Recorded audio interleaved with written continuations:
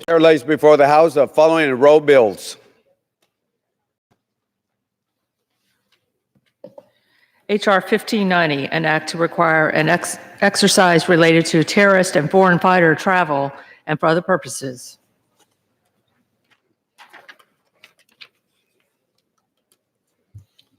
For what purpose does the gentleman from Oregon seek recognition? I have a resolution before the House. The clerk will report the title of the joint resolution. Senate Joint Resolution 54, joint resolution relating to a national emergency declared by the President on February 15, 2019. Pursuant to the House Resolution 591, the joint resolution is considered read. The joint resolution shall be debatable for 1 hour, equally divided and controlled by the chair and ranking minority member of the Committee on Transportation and Infrastructure. The gentleman from Oregon, Mr. DeFausto, and the gentleman from North Carolina, Mr. Meadows, each will control 30 minutes. The chair now recognizes the gentleman from Oregon. Mr. Speaker, I ask unanimous consent all members 5 legislative days in which to revise and extend their remarks, insert extraneous material on SJ Res 54. Without objection. All right.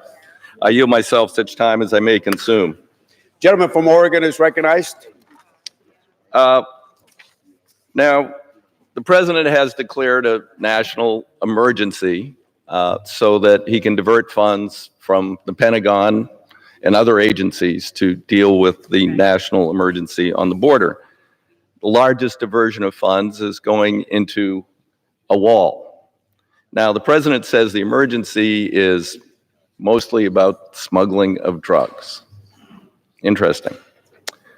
As we know, from testimony when Carlos Guzman was tried and convicted in New York, the big drug lord from Mexico, his hench people and others testified that the cartels don't use people with backpacks through remote areas of the desert. That's too inefficient for a multi-billion-dollar business. What they do is they send trucks, which they've modified semis, through our border control points, where we only inspect 6% of the trucks. And so they lose one every once in a while. So what?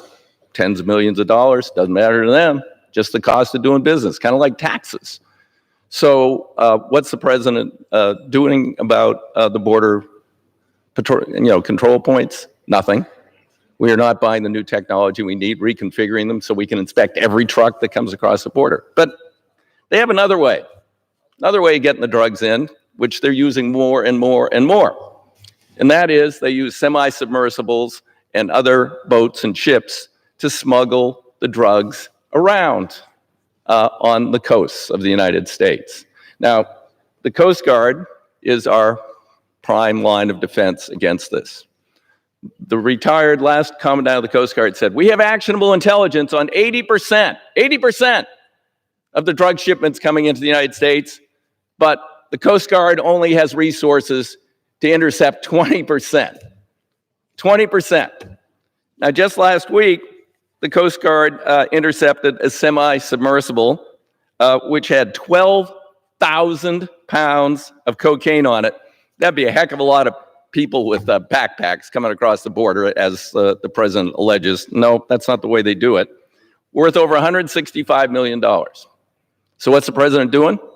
He's diverting money from the Coast Guard to the physical land-based border and saying that somehow this is going to help us stop the drug shipments. Here's the Coast Guard with a prior drug shipment that they intercepted, but now they've just intercepted another, and we've all seen the videos of them jumping onto these semi-submersibles out in the middle of the Pacific, 6-8 foot swells jumping on there and stopping and arresting these people. But what's the president doing? He's cutting the Coast Guard's capability of doing this.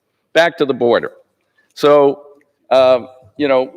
again, there's a few things we could be doing here. Well, look, there's something just like what the president wants, a big, tall fence with slats. People seem to be climbing over it. Here's the border control point.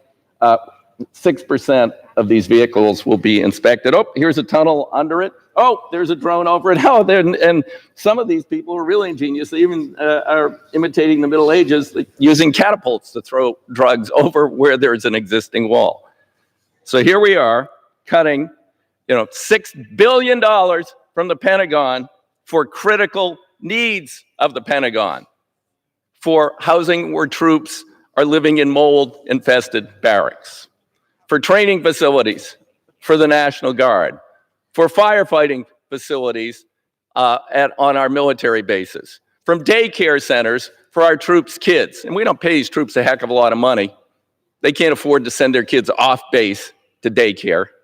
But no, President says all that stuff's going to be cut because we got to build his stupid wall, which isn't even targeting the way the drugs are really brought into the United States of America. This is just an abysmally stupid waste of money, but he's delivering on a campaign promise. Oh, wait a minute. Mexico is going to pay. Who's going to pay? Mexico. Who's going to pay? Mexico. Oh, then he had a phone call with the president of Mexico saying, I know you're not going to pay for it. We have this transcript too, but you can't say publicly you're not going to pay for it. We're going to pay for it.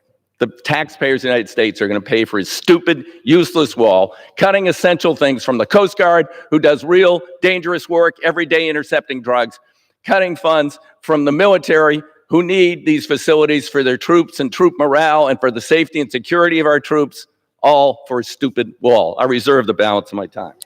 Gentleman from Oregon reserves the balance of time. Gentleman from North Carolina, Mr. Meadows, is recognized. Thank you, Mr. Speaker. Mr. Speaker, this has nothing to do with the Coast Guard. This has everything to do with politics.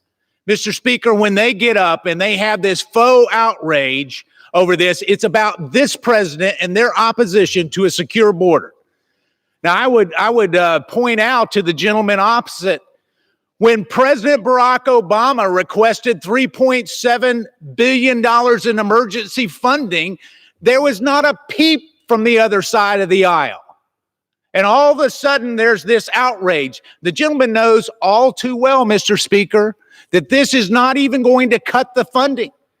I see over there that we have the chairwoman of the Appropriations Committee. She knows that this president, under his leadership, is funding the military and our Coast Guard at levels that we've never seen. And so for my friend opposite to suggest that this is all about the Coast Guard, this is all about politics, making sure that there's an open border. And when he had the chance, Mr. Speaker, to vote and make sure that we limit any of these funds going to this, what did he do? He looked the other way. He voted for a CR just the other day. He voted to allow this money to continue to flow. So this is a show vote, Mr. Speaker. This has nothing to do with really legislating. If they want to legislate, let's figure out how we work on those separations at the border. Let's look at the Flores decision. Let's make sure that we are constructive. I've had, Mr. Speaker, conversations with some on the other side of the aisle. I'm willing. But what we're seeing today is nothing more than political theater. And with that, I reserve the balance of my time. Gentleman from North Carolina reserves the balance of his time. Gentleman from Oregon is recognized. I recognize the gentlelady from New York, the chair of the Appropriations Committee, Ms. Lowy, for such time as she may consume. Gentlewoman from New York is recognized. Mr. Speaker, the president's fake national emergency is an end run around this Congress's power of the purse and an offense to the Constitution. As Appropriation Chair, I am outraged that this president has canceled $3.6 billion in military construction projects to pay for a wasteful wall. I want to repeat, $3.6 billion in military construction projects to pay for a wasteful wall. The president chose his wall over our national security and the needs of our service members and their families. Congressional Democrats have repeatedly made clear including in our appropriation bills, that we will not give this president a blank check by backfilling these projects. Terminating the president's fake national emergency declaration is the only way to restore the 127 projects whose funding the president stole. I urge a yes vote, and I yield back. Gentlewoman from New York yields back the balance of her time. Gentleman from Oregon reserves. Gentleman from North Carolina is recognized. Thank you, Mr. Speaker. Facts are a stubborn thing, and I'd like to point out to my good friend from New York, indeed, we are backfilling that. These projects will get funded. She knows that. I know that. And soon the American people will know that. I'm going to recognize the gentleman from California, Mr. LaMaffa, for 2 minutes. Gentleman from California is recognized for 2 minutes. Thank my colleague, Mr. Meadows, for the opportunity here today. Earlier this week, my Democrat colleagues passed a measure that would install an ombudsman within DHS to monitor the practices of our Border Patrol and detainment officers. Thankfully, the Senate immediately tossed that idea aside. I have some good news for our colleagues across the aisle, however, because I can tell you that any inspection of our border facilities would find an agency, though underfunded, standing strong despite a record-setting deluge of people coming at our southern border.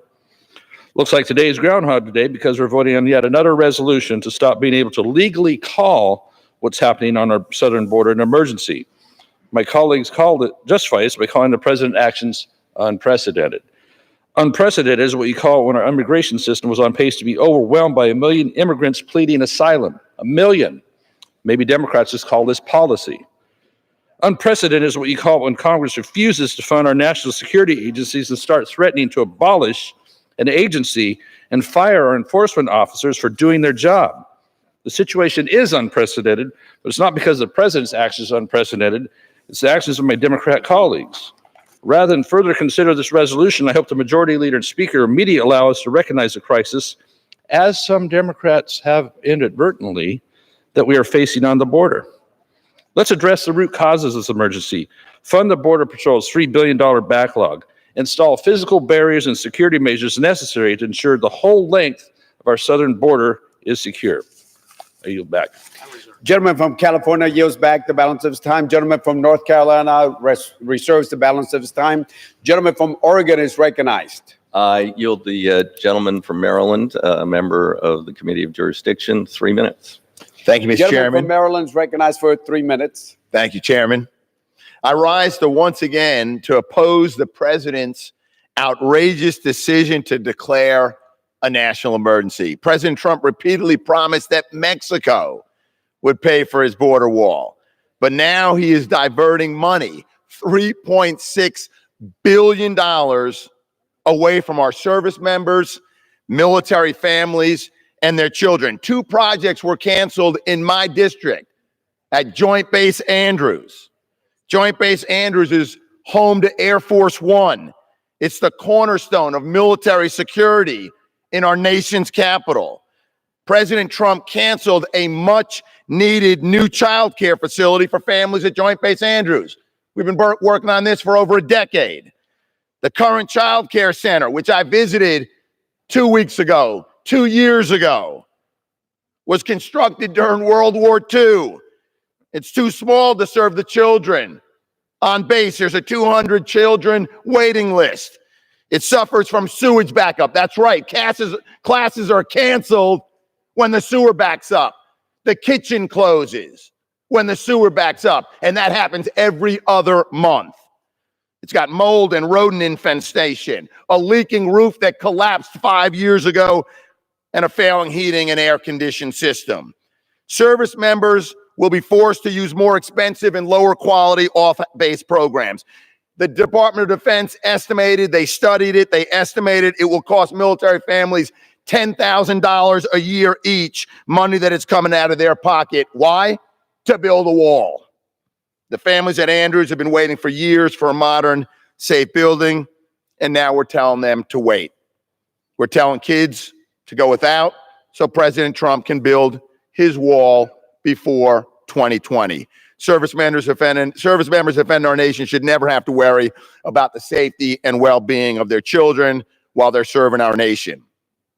This isn't the only project being canceled at Andrews.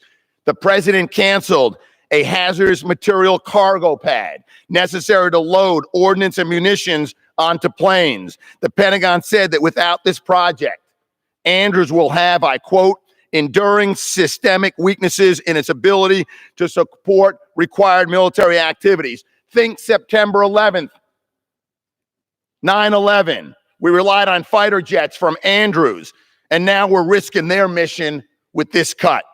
The president is also canceling dozens of essential projects that would provide relief in Puerto Rico, in Europe against Russian aggression. It hurts morale among the men and women who sacrifice more and more every year. Voting to end this national emergency is the only way to restore funding that the president has taken from our troops and their families. The administration should not build this ineffective, xenophobic vanity project on the backs of the military. When we face critical challenges at home and abroad, this kind of action hurts our ability to respond to real-world emergencies. I yield back whatever time I no longer have. Gentleman from Maryland yields back the balance of time. Gentleman from Oregon reserves. Gentleman from North Carolina is recognized. Thank you, Mr. Speaker. I would remind the gentleman opposite that there is not a single delay in the plan of building those facilities at Andrews, and he knows it. You know, what happens, the hyperbole from the other side doesn't match the facts. With that, I will recognize the gentleman from Florida, Mr. Spano, for 2 minutes. Gentleman from Florida is recognized for 2 minutes. Thank you, Mr. Speaker. For the third time, we will vote to terminate President Trump's national emergency declaration related to the crisis on our southern border. When are we going to get serious about solving the issue? For the first half of the year, Democrats wouldn't even acknowledge there was a crisis. They ignored the reports from Border Patrol showing record levels of illegal crossings month after month. I thought we'd made progress in June, at least in terms of Democrats acknowledging we have a crisis. You see, 305 members of the House and 84 members of the Senate voted to provide emergency funding in response to the humanitarian crisis. Unfortunately, we are back to the same partisan votes we started the year with. Today's the last day the House will meet in session in fiscal year 2019. I wish I could tell my constituents, yes, we're going to terminate the emergency declaration because the fiscal year 2020 appropriations bill provides the money needed to secure the border. But that could not be further from the truth. Not a single full-year appropriations bill has been signed into law. In fact, the House hasn't even voted on next year's Homeland Security appropriations bill. This brings me back to my question of when. When are Democrats going to get serious about securing our border? It's certainly not in the appropriations bills they've drafted. Section 227 of their Homeland Security bill reads, quote, "No federal funds may be used for the construction of physical barriers along the southern land border of the United States during the fiscal year 2020. Their defense appropriations bill went even further. That bill prohibits any funds from being used, quote, to construct a wall, fence, border barriers, or border security infrastructure along the southern land border of the United States, close quote. It's unbelievable. Not only is there no funding for physical barriers, they specifically prohibit it. My constituents did not elect me to stand by silently as we transition to open borders in this country, and I will not. I call on my colleagues across the aisle. Let's put this partisan vote behind us. Let's get serious, and let's work together to secure our border. It's what the American people want and expect us to do. I yield back. Gentleman from Florida yields back the balance of his time. Gentleman from North Carolina reserves. Gentleman from Oregon is recognized. Just in quick response to the gentleman, as I pointed out earlier, first off, the immigrants who are attempting to come to the United States, seek asylum or otherwise, are walking up to border control points. They're not sneaking across the desert. Building a wall out there will do nothing. And as I pointed out earlier, the drugs are not being smuggled in backpacks through the desert. We know they're coming by sea, and we know they're coming through our border control points, and we know we don't have the technology nor the personnel necessary to stop them. With that, I yield 2.5 minutes to the gentlelady from Florida, Ms. Washington Schultz. Gentlewoman from Florida is recognized for 2 minutes. 2.5 minutes. Thank you, Mr. Speaker. We are standing here today because the president has decided that a campaign promise is more important than the safety and security of our nation. Earlier this month, the president stole funds from our brave service members to pay for a costly monument to waste. Instead of owning up to the falsehood that Mexico would pay for his border wall, Trump has chosen to degrade our national security. The continuation of this fake emergency declaration poses a direct threat to both our military families and America's national security. It steals from soldiers who must now keep sending children to overcrowded schools. It forces service members to work on bases where hazardous materials sit in unsafe facilities. These Trump cuts sacrifice emergency and fire rescue facilities, flight simulation facilities, roads, clinics, and dining halls, just to name a few.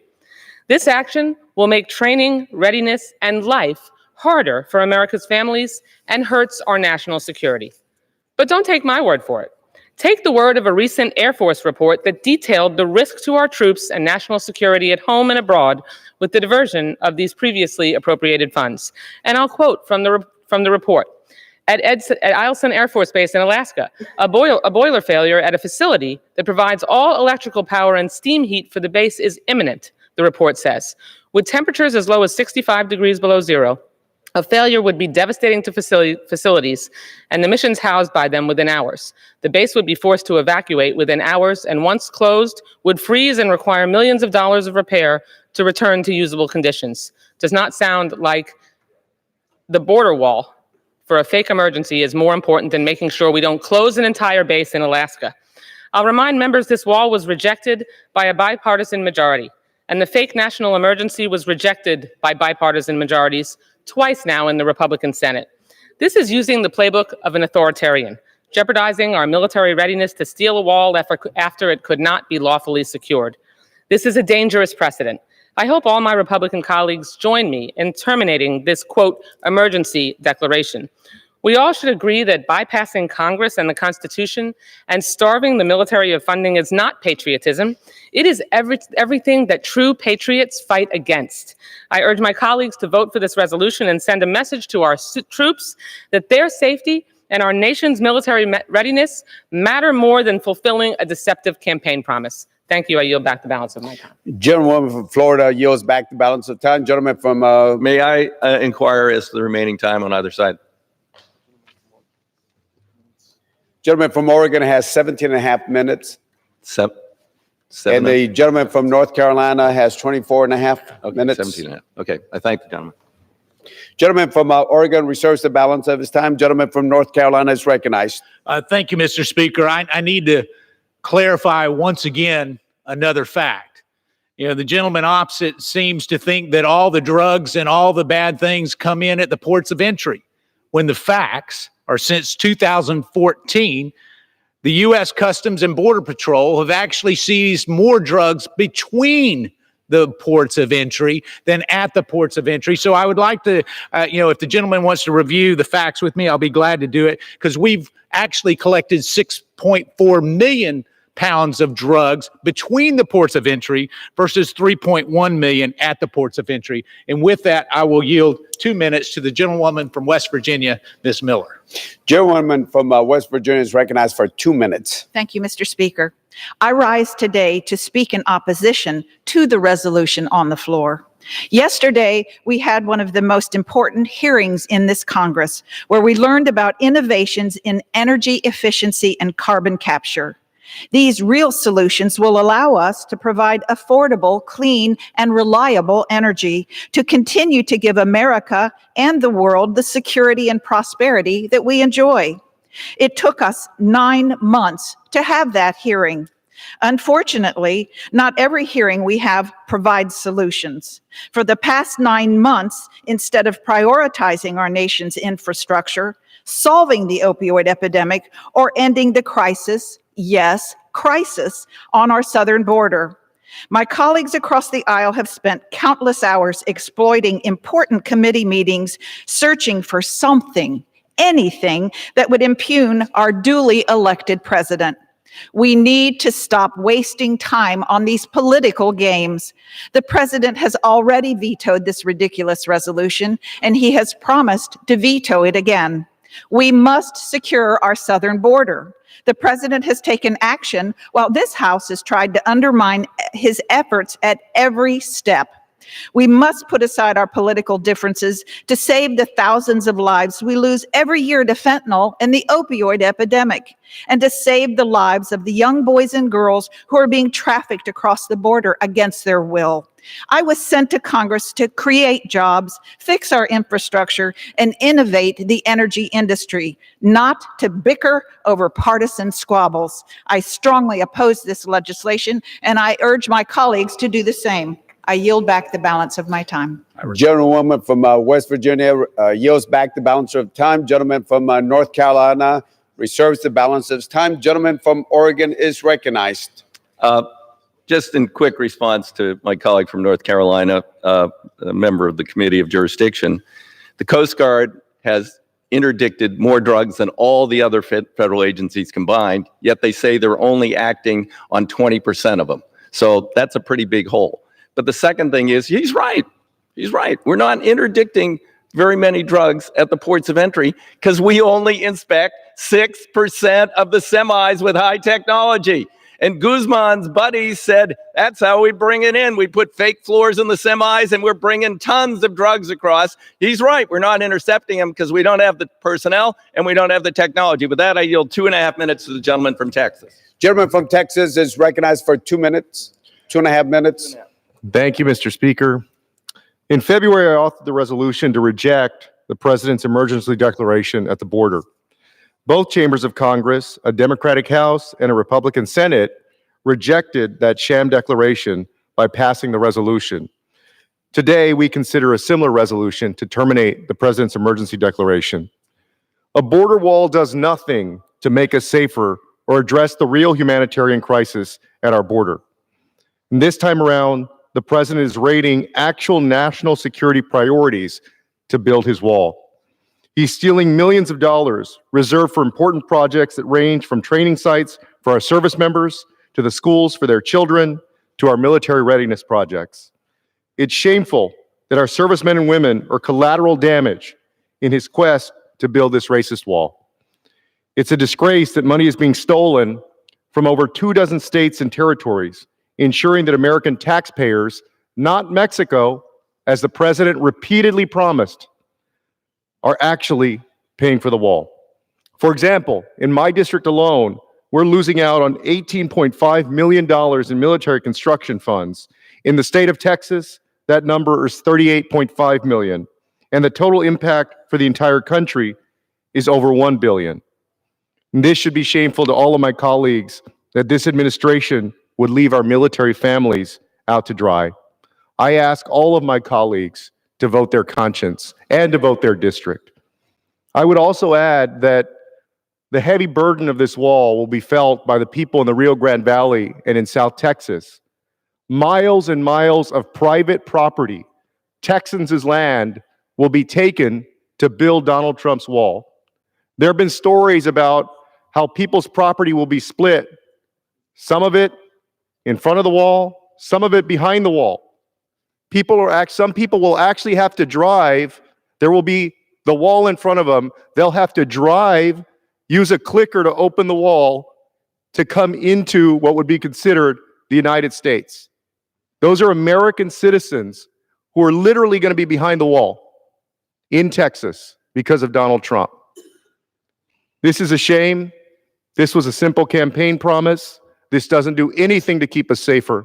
And I hope, as we did last time, that this House of Representatives, Republicans and Democrats, will vote overwhelmingly to terminate the president's emergency declaration.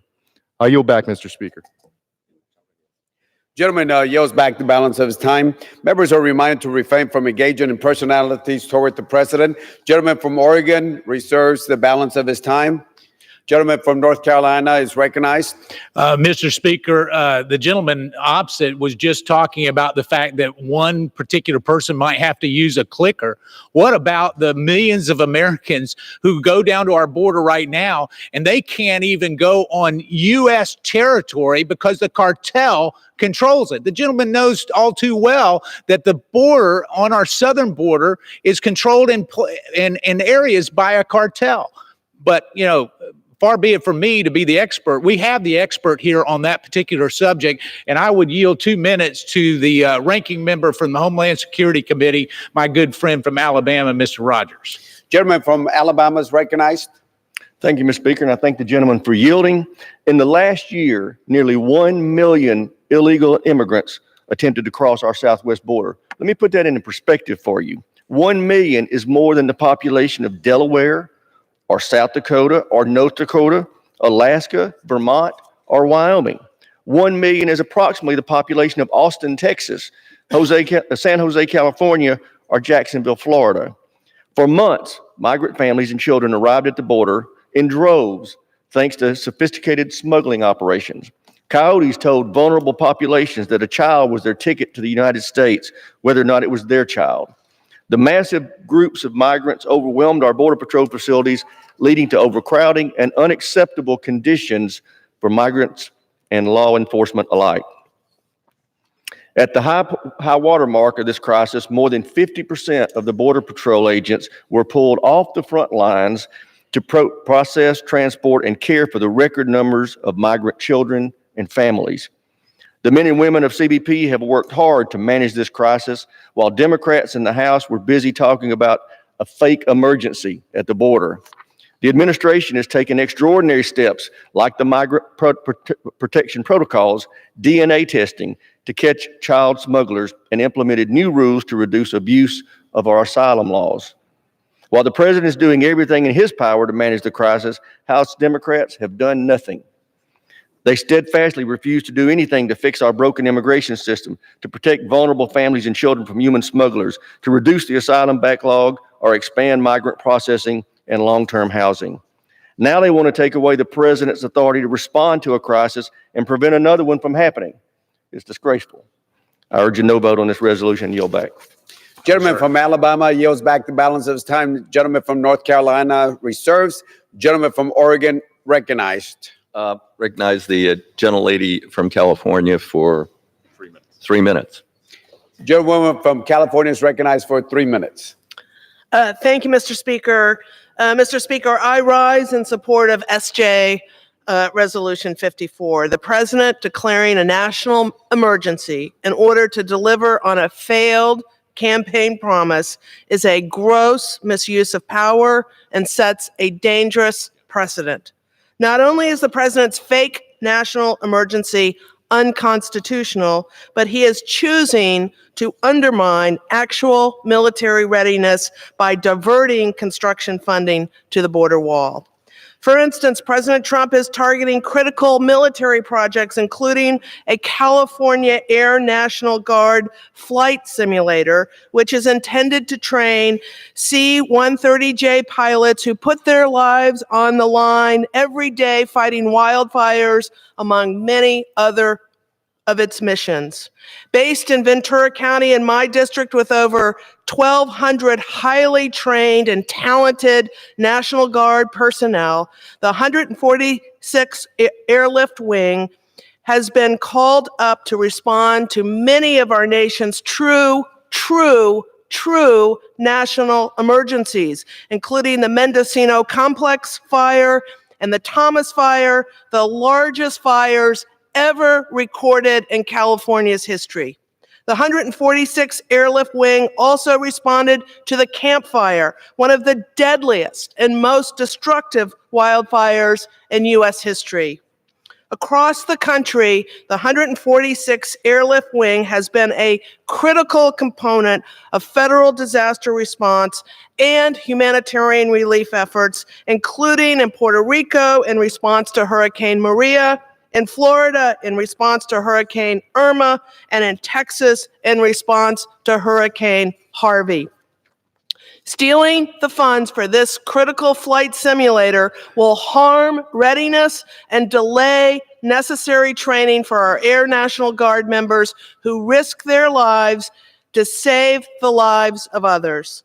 The fact that President Trump is willing to undermine military readiness, California's firefighting capabilities, and our nation's emergency response efforts is unconscionable. We are talking about potential lives lost. I urge my colleagues to vote for SJ Resolution 54 and end this made-up crisis and fake emergency. What I'm talking about here today is a real emergency. I yield back, Mr. Speaker. Gentlewoman from California yields back the balance of her time. Gentleman from Oregon reserves the balance. Again, inquire as to the time remaining. Gentleman has 13 and a half minutes. Gentleman from Oregon reserves the balance of his time. Gentleman from North Carolina is recognized. Thank you, Mr. Speaker. I have a solution for all of this. You know, the gentlewoman was just talking about an emergency. The chairman of the Transportation Committee is talking about the Coast Guard. I will join both of them in making sure that we fund it if they will join me in appropriating $3.7 billion to secure our southern border. If it's an emergency, let's get together and work in a bipartisan fashion. But you know what? This is not about an emergency. This is about talking points. This is about politics. It's about wanting an open border, and they know it. But I'm willing to work with them. I see the gentleman from California. I'm willing to work with him on the Coast Guard. It's his passion. Let's fund the Coast Guard. Let's fund the border. We'll get together. I'm going to recognize the gentleman from California for 2 minutes, Mr. McClintock.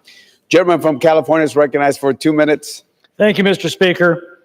For 43 years, the President of the United States has had the statutory authority granted by this Congress to declare a national emergency and to reprogram unobligated military construction funds to meet that emergency. 58 times previous presidents have invoked this authority to address such matters as civil unrest in Sierra Leone and Burma. Only when this president invoked his authority for the 59th time to address the most serious national security crisis in our lifetimes, the collapse of our southern border, only then do we hear protests from the left and its disciples in Congress. Now, under our Constitution, the Congress appropriates money but cannot spend it, and the President spends money but cannot appropriate it. He spends in accordance with the laws given to him by this Congress. And in this case, Congress appropriated funds, delegated to the President precisely the authority to spend those funds that he is now exercising. Whether Congress should have delegated this authority is a separate question that no one has raised in 43 years.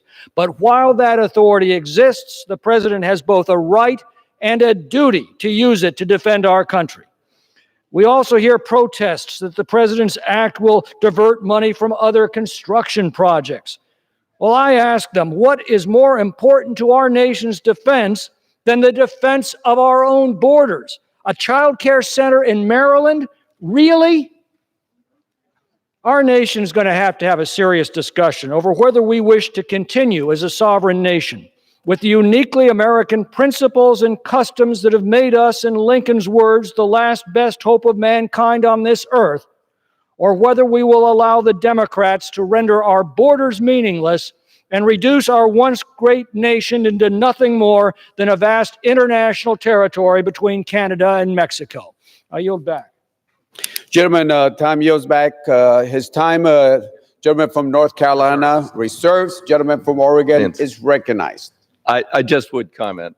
The gentleman just said it's insignificant or whatever because he just demeaned a child care center for the troops at Andrews. And he heard of the conditions that those children are living: sewage, mold, collapsed roof. But he doesn't think that's necessary for the troops or the troops' kids. With that, I yield 1 minute to the Speaker of the House, Nancy Pelosi from California. Gentlewoman from California is recognized. Thank you, Mr. Speaker. I thank the gentleman for yielding, and thank you for making that very important point, Mr. Chairman, about the quality of life of the families of our men and women in uniform, which appears to have been demeaned by our colleagues. Mr. Speaker, members of Congress take a sacred oath to support and defend the Constitution and to protect the American people. Today, the House honors that oath with this resolution to defend our national security and our Constitution's system of checks and balances, the guardrails created by our founders to safeguard our republic. The President's decision to cancel $3.6 billion for military construction to pay for his wasteful wall makes America less safe. The administration is stealing funds from 127 initiatives in 21 countries, 23 states, and 3 territories, stooping so low as to steal from a middle school in Fort Campbell, Kentucky. A recent U.S. Air Force report shows that the canceling these projects hurts our national security worldwide, including in Europe, where the president is canceling construction for the European Defense Initiative, which deters Russian aggression. The president is canceling that. That makes the Russians very happy. The Middle East, where he is canceling maintenance at a key base to protect our troops from, in the words of this Air Force report, hostile penetration in the midst of contingency operations and an increased terrorist threat, end of quote.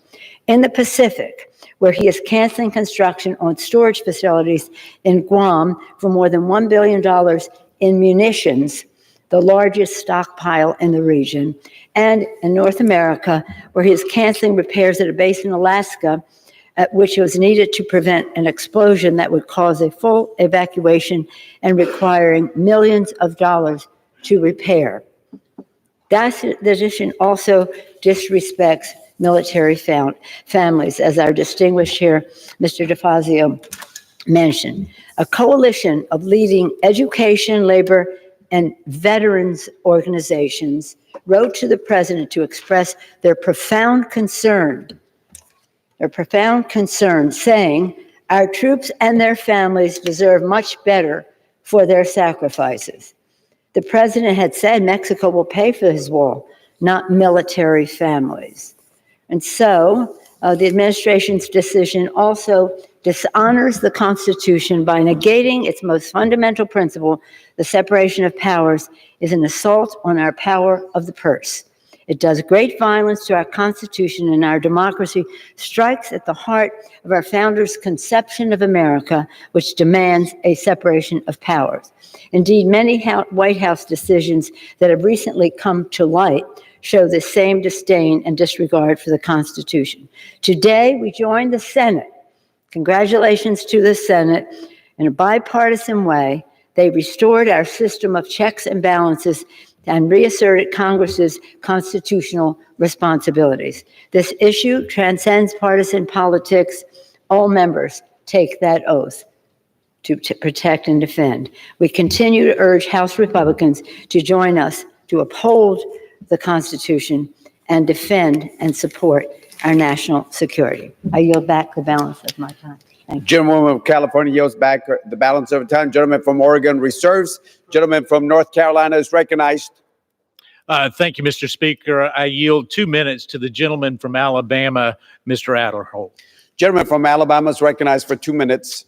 Thank you, Mr. Speaker. I thank my friend and colleague from North Carolina for yielding, and I also want to rise today to ask my colleagues to oppose the joint resolution, which obviously, as has been said, will terminate the president's proclamation, as he has declared a national emergency on the southern border. As I have previously stated during other debates on this issue, it's clear that there is a national emergency that exists. The American people understand that unchecked and unregulated immigration, which is in violation of our nation's laws, have created a border security and also a humanitarian crisis, which allows the flow of drugs, human trafficking, and gang members into this country, as well as causing desperate situations that are faced by women and children who make this dangerous journey. Furthermore, I think it's important for this debate that we remember and make clear that it is clearly within the authority provided by Congress for the president to do this. As an appropriator, I understand the importance of Congress, his responsibility of military construction funding, and I appreciate the work my colleagues have done on the MilCon subcommittee. I had the privilege to be a vice chair of that subcommittee several years ago, but I also recognize that Congress has to provide the executive branch with reprogramming authority for military construction under 10 U.S. Code 2808. And this is not the first time this authority has been invoked. President George Bush invoked it, President Obama invoked it, and I think it was a total of 18 projects between those two presidents between 2001 and 2004. So I think most Americans agree with President Trump that there is an emergency at the southern border. It's gotten worse in recent years. I ask my colleagues to vote no on this resolution and acknowledge the seriousness of the border security and the humanitarian crisis on the border. Mr. Speaker, I would urge my colleagues to oppose this joint resolution, and I yield back the balance of my time. Gentleman from Alabama yields back balance of his time. Gentleman from North Carolina. Mr. Speaker, may I inquire as to how much time we have remaining? Gentleman from North Carolina has 14 and a half minutes. And my friends opposite. Gentleman from Oregon has the 11 and a half minutes. Okay. And it's remaining. I reserve. Gentleman from North Carolina reserves. Gentleman from Oregon is recognized. Yield the gentleman from California 4 minutes. Gentleman from California is recognized for 4 minutes. Thank you, Mr. Speaker. Thank you, Mr. DeFazio. My good friends on the Republican side of the aisle, this is really about the Constitution. Madison, in the Federalist Papers, wrote that the appropriation power, that is the power of the purse, is the ultimate power that Congress has to rein in excesses by the president or even by the court. And that's where we are today. It's not that there's an emergency. We can all agree there's a problem. Call it an emergency at the border. There are many others, fires, floods, Houston, you name it, plenty of emergencies. It's not that the president shouldn't have the authority and the power to declare an emergency and then deal with it. That's not the issue here. The issue here is that this particular emergency declaration by the president was specifically used to circumscribe and to usurp the authority of Congress in our power of the purse. Keep in mind, government was shut down for 35 days because the president wanted money for his wall. We debated it. At the end of that, we appropriated $1.3 billion for border security, including some fences and walls. The president signed that bill and then immediately turned around and declared an emergency shortly thereafter, used that emergency power to rip off $3.6 billion from necessary military construction projects around the world, of which 770 million of that, $750 million, was specifically designed to push Russia back. Part of the European Reassurance Initiative, projects in Eastern Europe, projects in Europe specifically to push Putin away from NATO. Other projects have been described here, all of them deemed to be essentially important for the security of this nation. That's not all. There was another almost $3 billion that came out of the operations of the military, so nearly $6 billion of money was ripped out of our military, all of it necessary for the security of this nation, and repurposed for the border wall. The fundamental issue here is not about an emergency. It's not about the emergency powers of the president, although we certainly ought to circumscribe those. This is very, very much about the way in which the current emergency power is being used. Well, first, to circumvent the appropriate constitutional and necessary power of the Congress to do appropriations. That power should not ever reside with the president, but that's exactly what he has used this emergency appropriation to accomplish.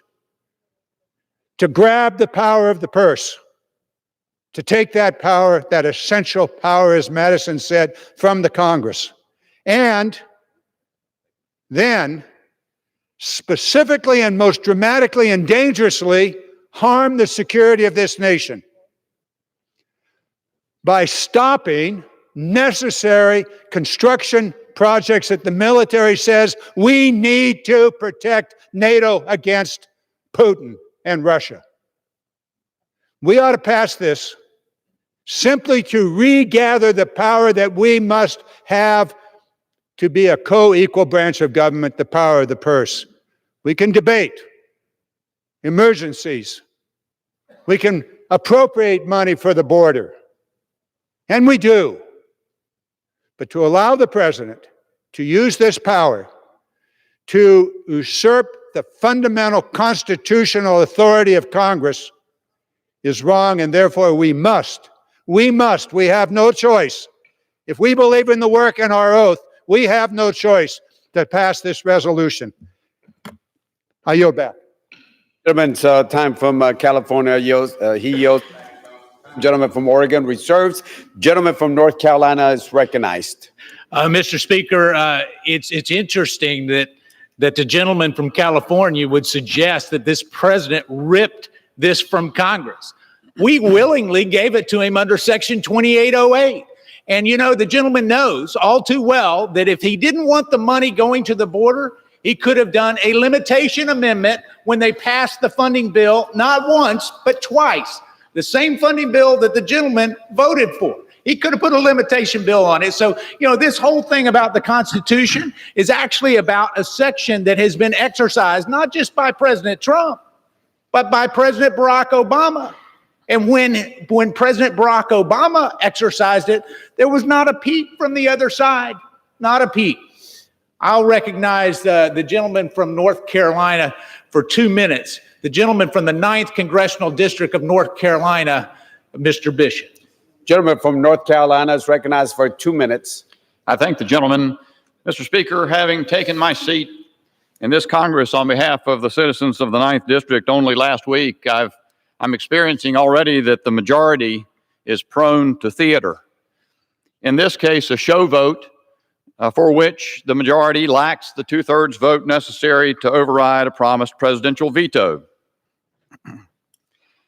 But it's the first time I've had an opportunity to vote on it, so I'll take the opportunity to declare the southern border is indeed an emergency.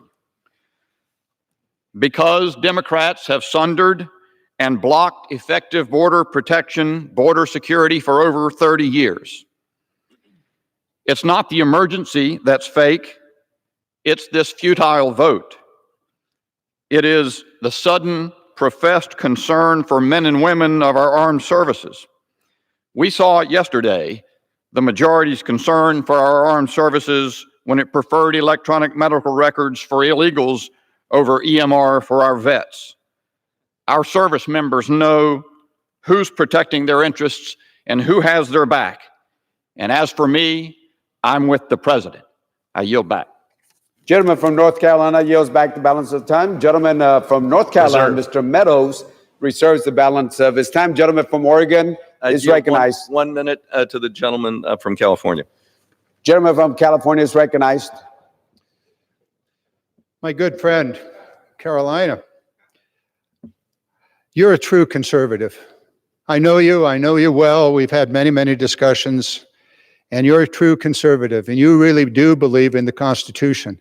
You made a most interesting argument that in the legislation that ended the 35-day Trump shutdown, that we should have put into that legislation prohibitions on this. Yes, indeed, we should have. Had we any idea whatsoever that the president would so abuse the emergency authority as to literally rip away from Congress our appropriation powers, keep in mind that we specifically put legislation forward and money forward for the border wall. That solved the 35-day shutdown.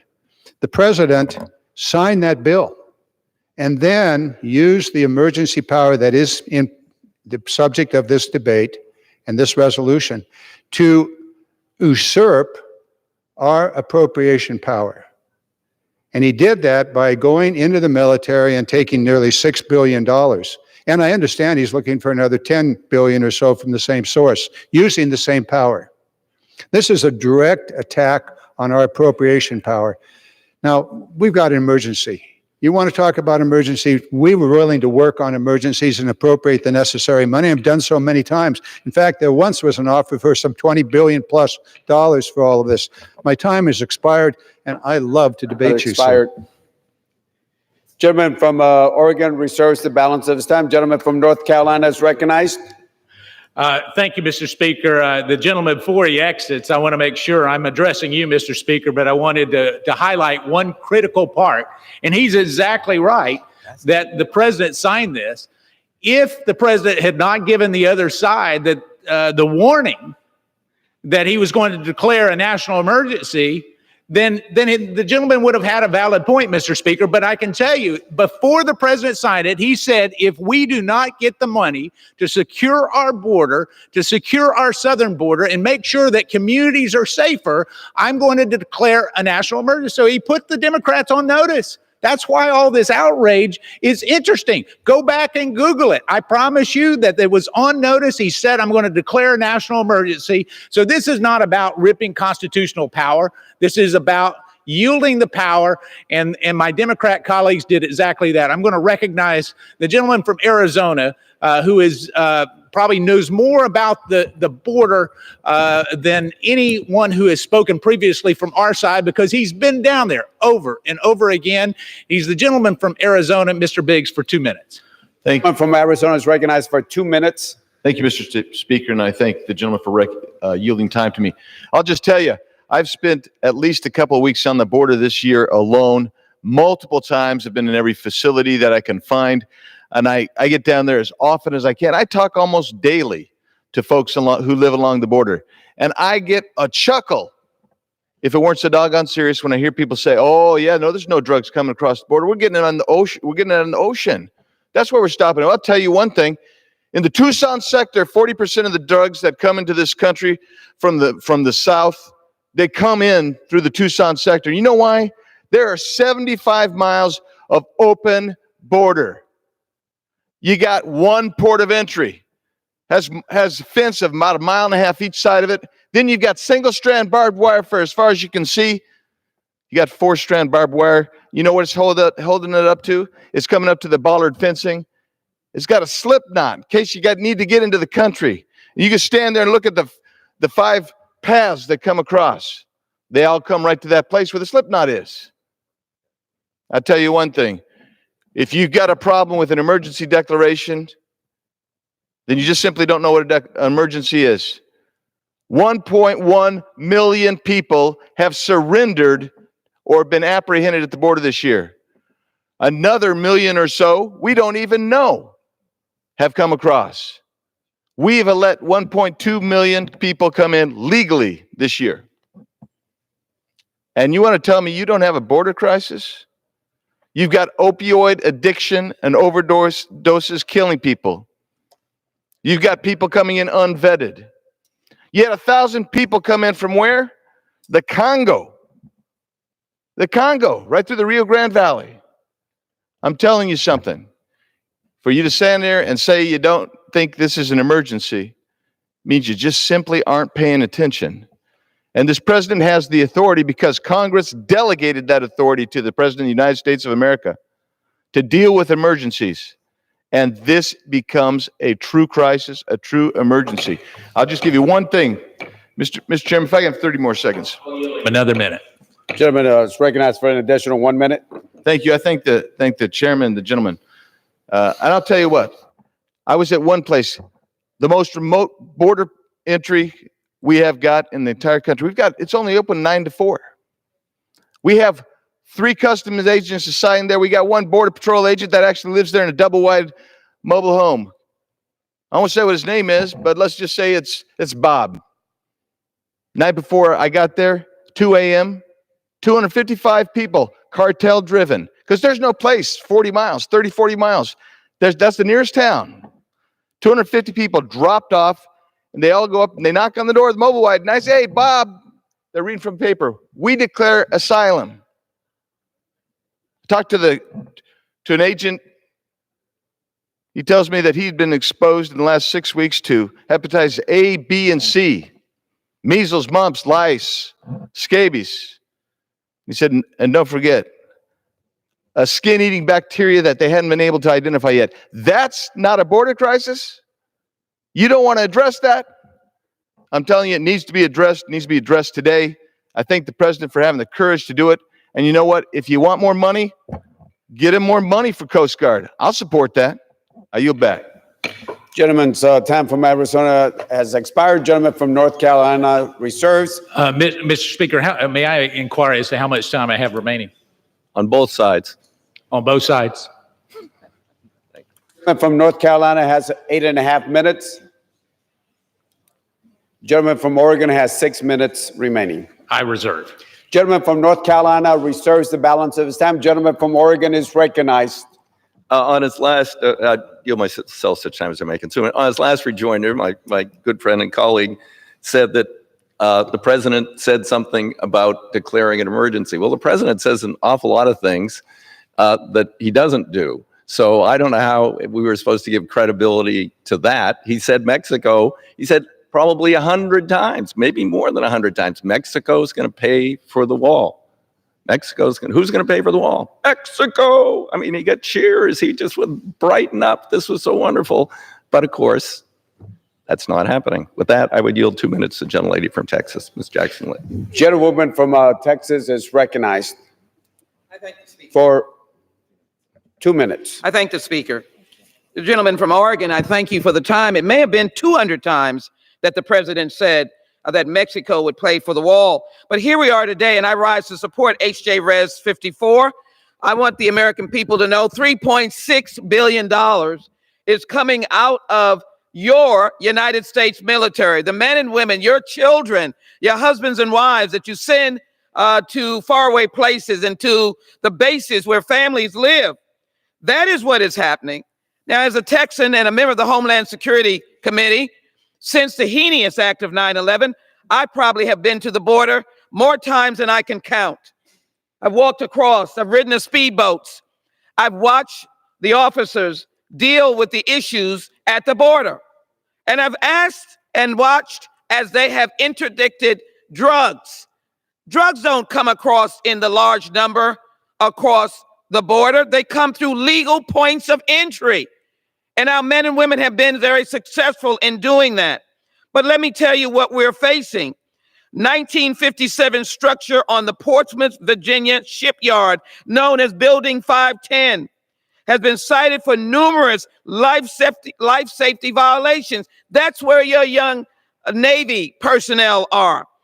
Life safety violations threaten the well-being of hundreds of workers not heavily renovated. The Navy warned it in its budget request to Congress.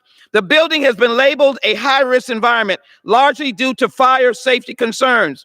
So you know what they've done? To compensate for the risk of fire, the Navy has been reassigning workers to staff roving fire watches around the clock 7 days a week. They've been cut out for getting their money. Child care centers have been cut out for men and women in the United States military for getting their money. When we know that border crossings of desperate people are down. And we recognize that this border wall over and over again has been said to be designated as an action of the sovereign nation of Mexico. Why then are the people of the United States, taxpayers, voting for something that was promised by someone else? Vote for this resolution and help your men and women, the men and women in the United States military. Stand with them. Stand with them. Has expired. Gentleman from Oregon reserves. Gentleman from North Carolina is recognized. Mr. Speaker, only in Washington, D.C. is spending $160 billion more on the defense a cut. The gentlewoman from Texas talking like we've cut the defense. We're spending $160 billion more over a 2-year period. You ask the military men and women if they are better funded today than they were under the 8 years of the Barack Obama administration, and almost to the person, they will say, yes, this president is standing with the military men and women of this great country. I recognize the gentleman from Ohio for 2 minutes. I think the gentleman. Gentleman from Ohio is recognized for 2 minutes. I think the gentleman, Mr. Speaker, this is one more example of the Democrats attacking the president instead of trying to solve the problem. We all know that. We all know how serious the problem was. We've known it for months and months and months. For months, we said there was a crisis on the southern border, and the Democrats said, no, no, no, not really a crisis. It's manufactured. It's not real. And then, I mean, even though there was 144 apprehensions in the month of May alone, they said, oh, no, no, manufactured. Finally, the real crisis got so extreme, even the Democrats had to say, you know what? That money the president's asking for, we're going to have to give him a little money. We're going to have to do something here. They put all kinds of strings on it, but they finally agreed that there was a real crisis on the border, but they limited what the president could do. And never forget, in the broader context, never forget what they've said. They've said abolish ICE. Members of the United States Congress, abolish ICE. We had a member from the majority say abolish the whole department. We had the Speaker of the House, even though she has a wall in her own state, say walls are immoral. Majority says they're okay with non-citizens voting. This is the perspective they offer, and now they bring this bill? Of course we should vote against this thing. Of course we should vote against this thing. I yield back. Gentleman from Ohio yields back the balance of time. Gentleman from North Carolina reserves. Gentleman from Oregon is recognized. Gentleman from Oregon is recognized. I believe I have the right to close. I'll reserve. I have no further speakers. Gentleman from Oregon reserves the balance of his time. Gentleman from North Carolina is recognized. Mr. Speaker, I recognize the gentleman from the 3rd Congressional District of North Carolina, one that has actually been a strong advocate for the hurricane relief that has hit his particular district. The new member and my good friend, the gentleman from North Carolina, Mr. Murphy, for 2 minutes. Gentleman from North Carolina is recognized for 2 minutes. Mr. Speaker, thank you very much, and thank you very much, Congressman Meadows. I speak this morning on our nation's security. Over 200 plus years ago, brave men and women literally sacrificed their lives to create a nation that was based upon freedom. That has now continued, and we have today a nation of laws. And now we have that nation of laws and the sanctity of that country threatened. If you look back on the last several Republican and Democratic presidents of the United States who right from that very seat spoke about our border crisis. They spoke about what they needed to do to keep the sanctity of our borders, yet nothing was ever done. The American people have complained incessantly on how this Congress does not act. It is stalemate. And now we have a president, bold as he is, who is finally acting on this crisis. We are literally overrun by folks from the southern border. Yes, there are drugs. I heard that was mentioned from the gentleman earlier. There are drugs that are coming in. But we also talk about human trafficking. That is the trafficking of young men and women into this country, into essential slavery. We now want to open the borders up and have this country become what was previously a nation of laws, now become overrun and say that laws are no longer sanctified in this country. Ladies and gentlemen, we have a president who is bold, who has recognized what has not been recognized by previous presidents, that we do have an emergency. We do have the need for a physical structure to prevent a physical object from moving from point A to point B. We need a sanctified and we need a secure border. And I wish the Republicans and Democrats would get together and recognize that we do need this for our country, and it is truly an emergency. Thank you, Mr. Speaker, for your time. Gentleman from North Carolina reserves the balance of time. Gentleman from North Carolina, Mr. Meadows, reserves the balance of his time. Gentleman from Oregon is recognized. As I said earlier, I have the right to close. I reserve the balance. Gentleman reserves the balance of time. Gentleman from North Carolina. So, Mr. Speaker, if the gentleman opposite has no more speakers and is prepared to close, we'll go ahead and give our final remarks. Mr. Speaker, I think it would be appropriate for me to recognize our fine staff that is here. All those that have prepared the work have done a great job day in and day out. Many times our staff is looked at and overlooked. And I didn't want this day to go by without recognizing their fine work and on this particular subject. Mr. Speaker, this is it should come as no surprise to the American people or to this body that why we're here today. Every single day, Mr. Speaker, it becomes clearer and clearer and clearer that the majority is just blindly objecting to anything that this president does, even if those efforts are to serve this nation. The facts is that there's a real crisis at our southern border, something that even the Speaker has recently, as June, has recognized. So, Mr. Speaker, I think it is important that we come together and we do secure our communities. We do provide the funding, and I'm willing to work with my friends opposite. You know, if we're looking at our Coast Guard wanting to make sure that they have the proper funds, I'm willing to work with them on that. I'm also willing to look at what we need to do to make sure that not only we build a secure southern border, but that we apprehend those cartels and those human traffickers that my good friend from North Carolina talked about. There is a cost of not doing something each and every day. Now, my friend opposite wanted to talk about how the president really says things and doesn't do it. I can tell you, this president is very serious about building a wall on our southern border to secure it. In fact, it is being built right now. This president was very serious about moving the embassy to Jerusalem. In fact, the embassy is in Jerusalem. This president was very serious about lowering taxes. In fact, we lowered taxes. This president was very serious about making sure that our economy hums so that unemployment would reach historic lows, and indeed he has done that. This is not about a campaign promise to build a wall. This is about a campaign promise to secure our communities. In fact, this president has done it. I'm going to stand with him. I ask my friends opposite to work with us on giving the proper funding to make sure that we do exactly that. It's high time that we put the interest of the American citizens first, and with that, I yield back.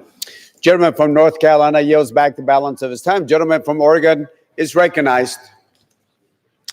Well, again, in response to my good friend, the president said hundreds of times, Mexico is going to pay for the wall. They're not.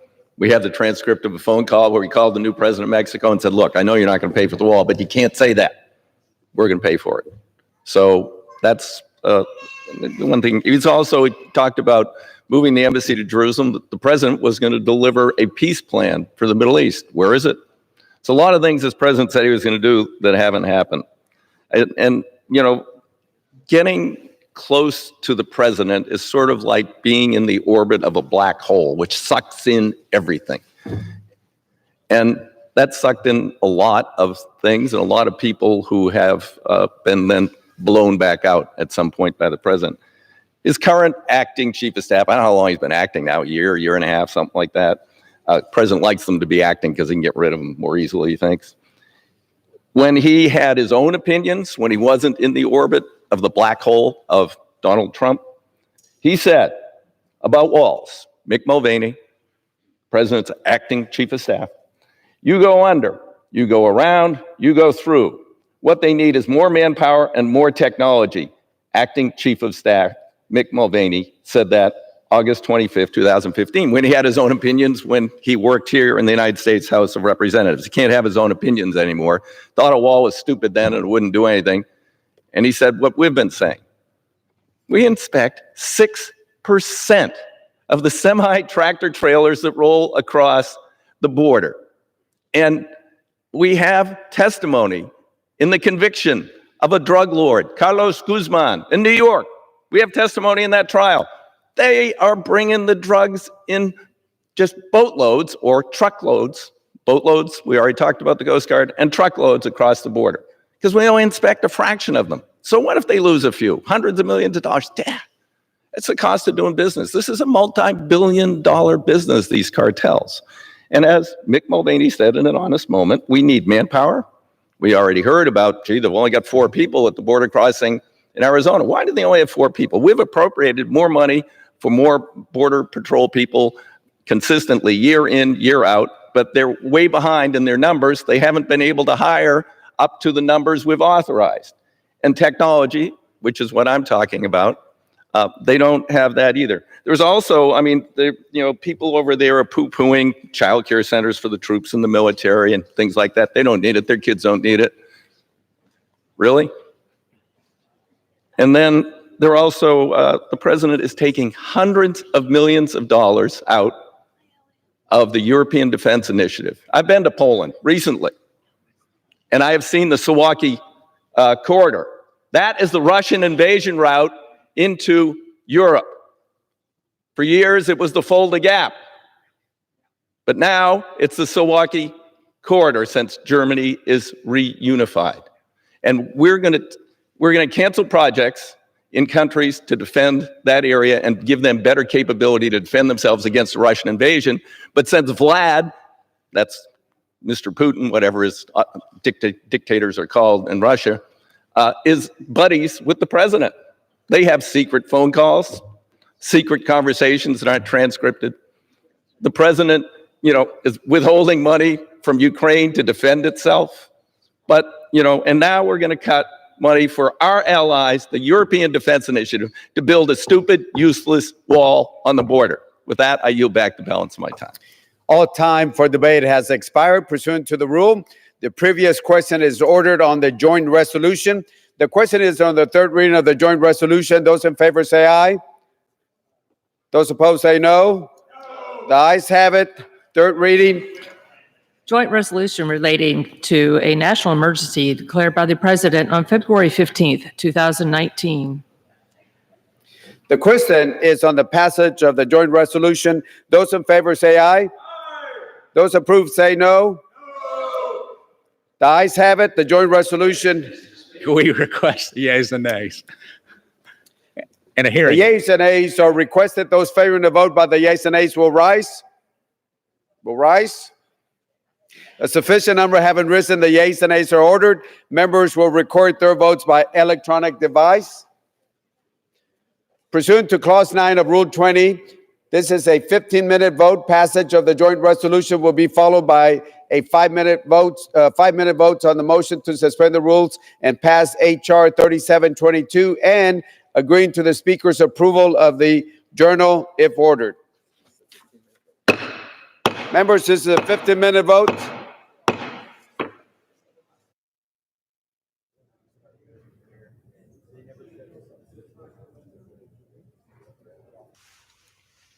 The U.S. House wrapping up their work this morning. They've been debating a joint resolution which would terminate the president's emergency designation on the southern border. President Trump declared the emergency in February. The House and Senate passed a similar resolution back in March, but the president vetoed that measure. This latest version was passed in the Senate on Wednesday. The vote there was 54-41, and the House is voting on it now. It's a 15-minute vote.